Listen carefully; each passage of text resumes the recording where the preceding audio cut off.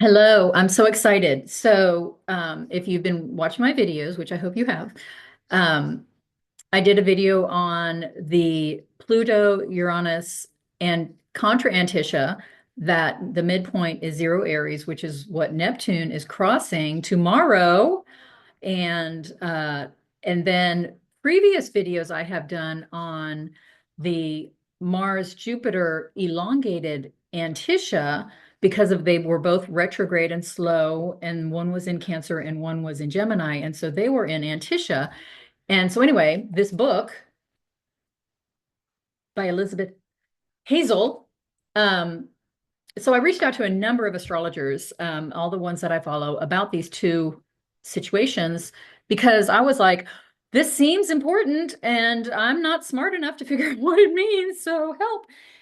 And I kind of was got meh replies like it wasn't that a big a deal, or it was just a another confirming example of Neptune crossing. Well, the Uranus Pluto contra Antiscia was just further evidence of Neptune going into Aries, and it would just kind of like underline that. So it wasn't an additional, but I'm thinking, well, even more energy pointing to that seems significant. So anyway, and then the Mars Jupiter thing, I had a reading with Dan Waits of World Astrology Report, and we talked about it then, and so he uh helped me out. And also SJ Anderson communicated because I'm a Patreon of his. Is that the right word? And so we messaged and he talked about that. But he felt too that they were just, you know, click another example of the same. But I reached out to the author of this fabulous book. And if you find this Antiscia subject, the shadow and the contra or the opposite shadow uh, subject matter interesting at all, it's a fabulous book. It's very interesting. And so I reached out to her um, in an email.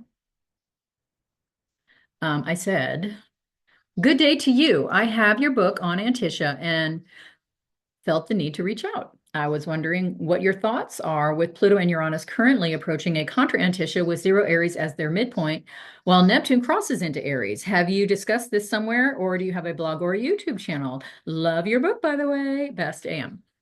So her reply, look at this. I love that she replied like she took so much time. So, hi, Anne Marie. First, thank you for getting the Antiscia book. It's been very busy this week as I'm close to publishing a new book. I can't wait. I'm going to get it. The Metaphysical Cosmos. It will be released on April 6th. This book focuses on ancient theories about soul travel and reincarnation, followed by descriptions of astrological methods for delineating soul purpose through natal contacts to soul portals. Does that not sound absolutely amazing? There are a number of sample chart delineations demonstrating those methods in the final chapter. Perfect. The three outer planets are jostling back and forth in 2025 along sign cusps. As we know, they form a sextile wedge around 0 to 1 degrees of air and fire signs, Uranus and Neptune, retrograde during the autumn and participate in a dazzling series of configurations with the inner planets from October through early December of this year.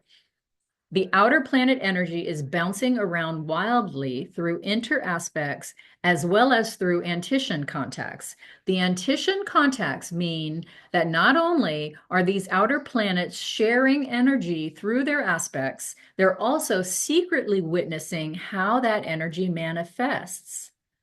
That is really interesting. I'm going to read it again. The Antician contacts mean that not only are these outer planets sharing energy through their aspects, they're also secretly witnessing how that energy manifests. This is just my call, but the outer planet trio appear to be manifesting as the political upheavals in the United States, as well as a planet-wide shift in superpower nations and the alliance of smaller nations to form economic and military blocs. The three outer planet sextile wedge is greatly complicated by the participation of Saturn in conjunction with Neptune for over 9 months, exact in February of 2026. Saturn makes it more real, more visceral, and delivers greater hardships for a larger number of people, as these changes are highly consequential. The flip side is that Saturn, the authority figure, is in fall in Aries, so weakened and less able to exercise that authority without being challenged and criticized. Aries is a Mars ruled sign, and Mars attacks, penetrates, and kills. Outer planets are considered transpersonal and collective, yes? So their effects resonate with the collective conscious, Uranus, and the collective unconscious, Neptune and Pluto. I'd say that the archetypes in the collective unconscious are roiling around in a panicked frenzy, changing shape and recoiling at the uptick of collective global distress of both humanity and nature. What effect that will have in the long term is anybody's guess. I shared an essay on Facebook last week. I'm going to go look for this. I have not yet. About March's celestial activity. Aries is the sign of heroes and courageous quests. New heroes and leaders will be rising into the collective view. It's already starting out, but will be more obvious over the next several months. Another astrologer who has been studying the cycles of the three outer planets for many decades told me that the last time all five outer planets, including Jupiter and Saturn, changed signs within a year or so was in the mid 1850s. I take heart from that because a new leader arose during that period, arguably our greatest president, Abraham Lincoln. Okay, so Elizabeth Hazel, let's see, can we find her in Facebook? I don't spend much time on here. Can I spell? Do do do do do do do do. Hey, hey, hey. Do, do. Oh, I have one mutual friend with this Elizabeth Hazel. Who's my mutual friend? Judith Kell. I would, oh my God, love Judith Kell. Okay, so this has to be her. Okay, so she said that, so add friend. So go back to her page, and she said that uh, no, that's not what I want. She has to accept my friendship first, which probably we'll see. Um, posts.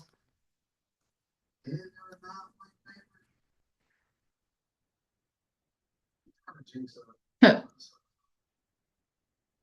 I don't know about Peter Thiel connected to Elon Musk, but yeah, I did a video about that back in July. Um, okay, where's your post? A very good summary of a citizen-driven. No, I want to see. Oh, that was okay. So she posts a lot apparently because this is all 7 hours ago.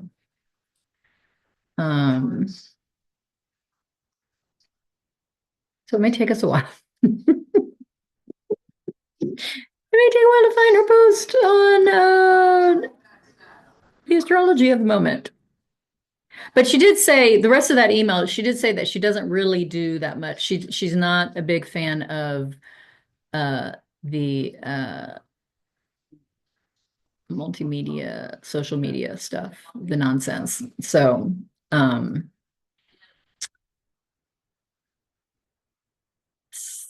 wait, what is this? Okay, so keep in the forefront, please share from Rick Wilson at the Lincoln Project. Okay, no, I don't want that. I want your post on.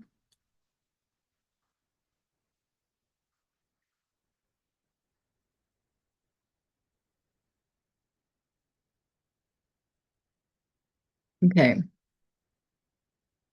I think we have to go back further than that.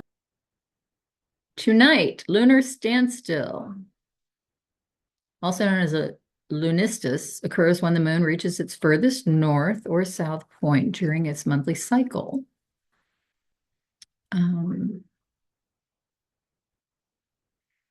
Okay. Lunar standstill occurs after midnight tonight at 2:38 a.m. Eastern. The moon is at 29 Sag and void of course. This is a chart worth pondering. The moon is just above the eastern horizon, ascendant, square Neptune, and the Aries sun. The squishy Pisces watery stuff is about to become a spicy ball of fire as Neptune follows the sun into Aries on March 30th. That would be Sunday. Venus retrograde and Mercury retrograde make their second conjunctions to Neptune. But this time it's in Aries and very different. Venus is the costume designer and Mercury writes the scripts. Oh, that's an interesting little play. Neptune will be in the dressing room, assuming the mantle of the new character it will play for the next 15 years. Somehow, Zed, Sean Connery's character in the film Zardoz, comes to mind with his bushy, untamed hair, animal skin, loincloth, and thigh-high boots. Photo posted below. What? Oh, we'll have to go back and find it. Two extended aspects are in the mix. Mars trine Saturn and Saturn sextile Uranus. Mars has been within orb of trine to Saturn since February, and it's felt like an unending brain pounding. The Saturn-Uranus sextile speeds it up and makes it feel unstoppable perception, not necessarily reality. The Lunastis moon is at the Capricorn gate, a galactic zone filled with monstrous creatures and clouds of poison. Wow. A person risks being eaten before he's allowed through the gate. The gate tests one's ability to endure devastating challenges and still survive to rise and fight again. Profoundly changed, but still alive and kicking. Having all the Capricorn energy. Totally get it. Constantly feeling like I'm going to face a monster around every corner. Neptune has a lot to do with public perception and creativity. It's directly linked to cinema and particularly to comic book superheroes who've made the leap to the silver screen. Comic book heroes, like mythic characters, may lose a few battles, but they always win the war. In this chart, the moon is channeling the gate's monster-laden poisonous brew toward Neptune and or filtering Neptune's amorphous energies through a poisoned filter. Have you noticed that some of our culture heroes don't seem that heroic anymore? They seem tainted and cheapened after 2 months of collective distress. People perceived as powerful have shown themselves to be ineffectual, corrupt, incompetent, and disappointing. Yes, yes, and yes. There's hope, however. Venus retrograde is forming her second sextile to Pluto while in combustion to the sun. Hidden desires may erupt to the surface in surprising ways, and unexpected heroes and heras may rise to the surface of public awareness in the same way. Okay, when was this? March 21st, so a week ago. So I'm thinking AOC, right? Yeah. Talk of fighting and fighters and fire setters has been prevalent this week. Venus has been flicking her bick. Conversations include ideas about appropriate and inappropriate outlets for anger. Venus is the arbiter of values, and these are being tested. Mars is in the sign ruled by the moon. People want and need protectors in their personal lives, as well as people who will preserve and defend the collective. With Lunastis, I can't say that word, moon approaching squares to the sun, Venus retrograde, and Mercury retrograde, the conversations around the type of heroes and fighters we want and need is changing. The mental image of what a hero or hera looks like is changing too. The Capricorn gate is a portal for gods and heroes. The ascendant is on the gate and the moon is banging at the door. The lot of the moon, aka part of fortune, is sandwiched in between Venus and Mercury. Wow. And has a tight sextile to Pluto.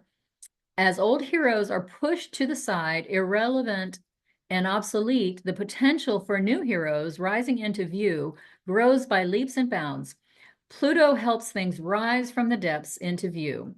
Venus-related Spica is on the midheaven, indicating that emerging heroes need support and patronage to reach their full potential. Why? They're in Libra. Okay. The approaching new moon solar eclipse on March 29th is in Aries, the sign linked to pioneers, courage and idealism. Our views of heroes and heroic acts may change and transform significantly in the new few weeks. Keep your eyes open and nurture courage where you see it. Oh my goodness, that's good stuff. Okay. Oh, here's the pic. You may think you're cool. Okay. So anyway, I just wanted to share that. Elizabeth Hazel, you're fabulous. And I've asked her if she, I replied to her email. I was just like, thank you, thank you, thank you. Do you do mentorships? Because I would love to be a mentor. Although I am signed up for, okay, so I'm taking a weather astrology course starting June 2nd. And then I start a mundane astrology course June 5th. And then I'm going to be taking another horary course and the year 2 program through nightlight astrology. So I'm going to have a busy summer. Busy, because I don't think I'll even be finished with year 1. I thought I'd take the review. And also, Adam Ellenboss likes you to take his year 1 before you can take his year 2 so that you're in his lineage. And it's been really, I've learned a lot, even though I've been studying, well, I've been studying for 5 years. It's not enough, nowhere near enough. So what else did I want to tell you all about? So fascinating. Okay, so this, there's been a number of, what are they called? God winks, I guess. So I went and bought, I posted it. I'm not sure if you saw it, but it's my, and I don't have the camera to just aim the camera at, and it won't, if I turn the computer, you won't see them, but my Angry Bird, sculpture that I bought. And, when I was at the gallery where I bought Angry Bird, I was looking for a picture to put, well, I can show you that, to put over my couch. See that wall that has nothing? So I need something to go there. And so I went to the gallery looking for something, and I found Angry Bird, which doesn't hang on a wall. He sits on an armoire. But I found a picture, and I will post the picture here, of these 2 buffalo, and it was way too big and way too expensive to go in my house. And so there was no way I could buy it anyway, but it moved me to tears. It hit me. It was just gorgeous. And I literally, I like teared up at just these 2 buffalo. And then a few days later, like, okay, so then I felt like, okay, I need to get this painting. And so I was like, I'll just send a picture of it to my boss and say, hey, will you buy this painting for our office? Because this is a gallery that he buys a lot of art at. And I was telling my assistant or a coworker or whatever you want to call her, that has worked for the same family for years, and she comes and helps me one day a week now. I was telling her the whole story, and she comes in on Mondays, and so I went to the gallery on Saturday, and then on Monday she came in, and this was it this week or last week? I can't even remember now. But anyway, then on Tuesday, for some reason, I'm digging around in my new purse and I pull out, okay, so I went to Susan Lynn's retreat in Colorado, in Aurora, Colorado, back in October. And I took, shoot, what is her name? What is Donna's last name? The animal communication class. And we drew cards. And so you're not going to believe this. And I had forgotten all about it. I had put it in my purse and I'd forgotten all about it. But on Tuesday, I pulled out my card. Buffalo Spirit, the abundant universe will provide. Oh my God. I like gasped, and I immediately texted Catherine, my assistant. And I was like, you're not going to believe this. Because when I had texted my boss the picture of the buffalo, I was like, it'll go perfect right here. And I took a picture of where I wanted it to go. And I was like, it's about this big. And I took another picture of another painting that we have. So we'll see if I ever get this painting. I did ask, yeah, I think it was last Monday, because then the boss came in and I said, hey, did you look at the buffalo painting? And he's like, no, but I will. Sure he will. I don't know if he will. I don't think he will. But I think that was the whole point. This was the whole point. Really, I believe it wasn't about buying the painting. It was about the Buffalo Spirit saying, yo, girlfriend, abundance. Um, I've been thinking about um, the situations financially and how our stock market is starting to tank and what's going to happen moving into the future. And I've been worried about like paying off my house. And like I had a 15-year mortgage and it was going to be paid off in the next 3 or 4 years. So, I've been getting these distributions from my job. And so I was like, well, maybe I should take some of that money and pay off the mortgage so I don't have to worry about it. And I took some of it and did that last month. But then I started thinking, because I have a low percentage interest on my loan, and I started thinking about, you know, because I live in the city, it'd be better to have some land out away from craziness and monitoring and all of the stuff that they say is going to be happening in the inner cities. And because I'm in a red state, Texas, hello, will probably be one of the more quickly to go under surveillance. And so I thought, getting out into the country, like an escape place, an escape, property that could feasibly be um, self-sustaining, and just somewhere to get away from everything. And so I mean, I have been looking because I've been looking to move out to the country for a long time, but now I just think, you know, this property that I live in now, I've spent a fortune getting my bathroom remodeled. So, I'm not so eager to sell it. Um, but finding something is difficult. And then so I found this cute little cabin, and it is little, let me just say it's little, but it's on a good lot of land. And it just like touched me. And I was like, oh my God, I love this house. And so then it turned out it was an Airbnb. And so I checked to see if it was available next weekend. And I know that Venus is retrograde. So I know that I can't do anything while Venus is retrograde and Mercury is retrograde, but Venus especially, because anything that, you fall in love with while Venus is retrograde, you're going to regret later. So don't be falling in love with anything while Venus is retrograde. Um, so I stalled out to next weekend. I found it Wednesday, and then Thursday I hadn't done the Airbnb yet at that point, but yesterday, the price on it dropped like 5%, but still significant. And I was like, oh my God. And so then I Airbnb reservation, and it says, tell your host why you're coming. So it's like, well, I'll just tell her. I saw that it was on sale or for sale, and I'm looking for something. And so I thought I'd come try it out for the weekend, see if it's a good fit. So, so yesterday I was a little bit in a panic about it, like kind of obsessing about it. Like, is somebody else going to get it before I can get it, before Venus stations direct? Also, I might add that Pluto is like sitting on my natal Venus placement within 3 minutes right now. So that could probably have something to do with everything too. So anyway, so last night I kind of like had a fitful night thinking about it because like I said yesterday, I was kind of obsessing about this place. And then this morning I kind of was like, okay, if it's meant to be, it'll be, right? Like, if somebody else buys it, fine. So somehow I had fallen in love with the pictures of it on Zillow, and I didn't even read the full description. Although I don't know if my boyfriend told me that it was an Airbnb or not. Like, if he might have read more about it.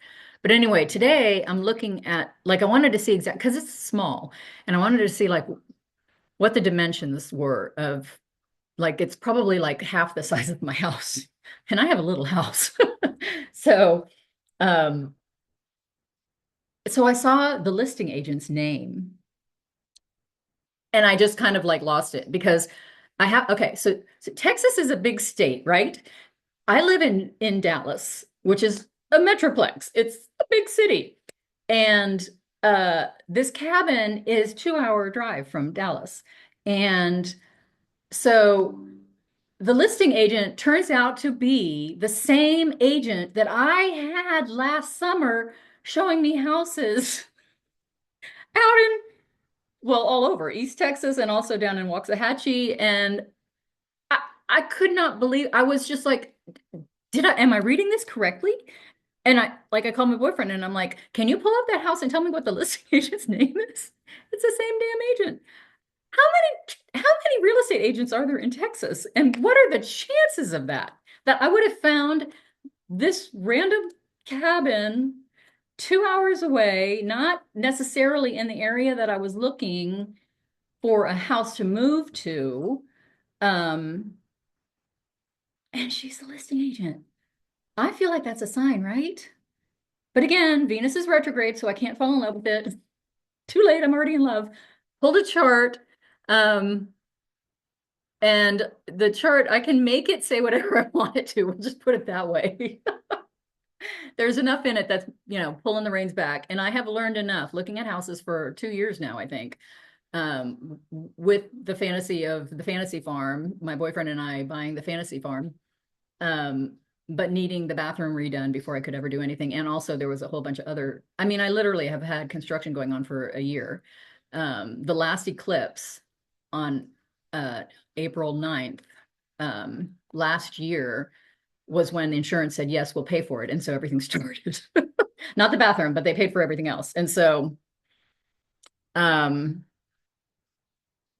year of construction and a year of just dreaming and looking at houses and knowing that, yeah, I mean, like I stopped having her show me houses a year ago because I said, well, I need to have all these things done. So there's no sense in taking your time by going and looking at things and me getting all excited if I find the right house, because I'm not going to be able to do anything about it because I can't sell my house the way it is. I need to do these things, blah, blah, blah. And then the world has just progressively gone downhill since then. Um, Contradictorily, whatever the word would be, though, my financial situation has actually improved significantly. I've told some people that I actually, because of the assistant and some situations there with her pay and blah, blah, blah, um, I was like, wait a minute. And so I said to my boss, you need to pay me 40% more than you are now. And he said, yes. So my financial situation has gotten better.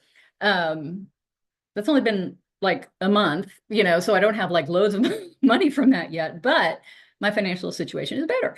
So uh, I had already, like I said, last month, I had already sent a bunch of money, a big chunk, not a big chunk, toward paying off my mortgage.